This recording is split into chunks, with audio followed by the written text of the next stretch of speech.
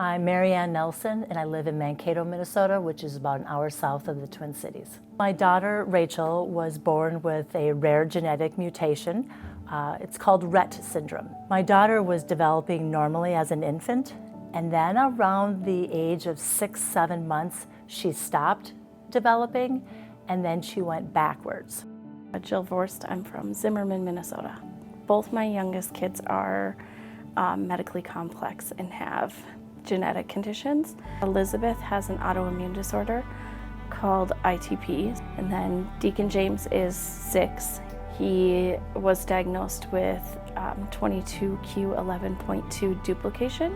My name is Chad Cornelius, and I've been part of the Lead the Way Foundation for about a year. I have a friend, Allison Bowers. She is also on the board and has been for a number of years, and so over the years, she's shared stories about what the foundation does and how it's impacting local families and the contribution the Greenways are making and the Lead the Way Foundation is making. And so I was really interested in learning more and being part of that. So there was a time that my daughter could pick up a Cheerio and eat it, or she could hold a bottle. By the time she was 2 years old, she was unable to do any of those. My daughter is now 20 years old, and she has almost none of her physical abilities. She does not walk, she does not talk, she cannot use her hands for a communication device. She has seizures, she has scoliosis, she has a feeding tube. We've had multiple hospitalizations, but yet my daughter has all of her cognitive abilities. She's able to use her eyes to communicate.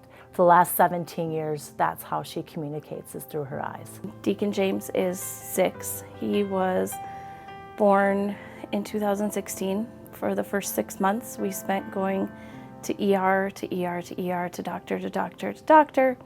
So it's visceral hyperalgesia, so smooth muscle pain. When he eats, he feels excruciating pain. I've been attending the TendHer Luncheon since the inception. I remember when it was a small group of women, and now it's grown to be something quite large and extravagant. The difference that I've seen in myself being able to attend these TendHer Luncheons goes to the connection of the women.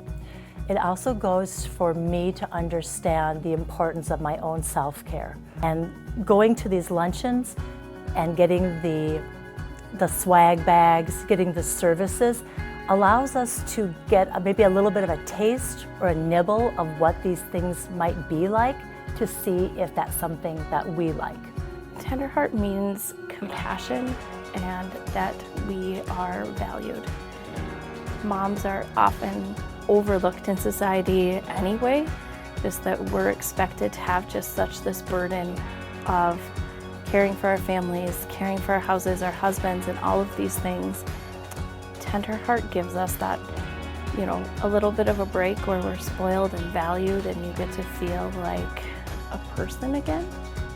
I think one of the things that's really important is just like connections and support. I love that Tender Heart recognizes that these moms need support, and so they work really hard to create an opportunity for these moms to come together and just get a break, even if it's for a few hours at a luncheon.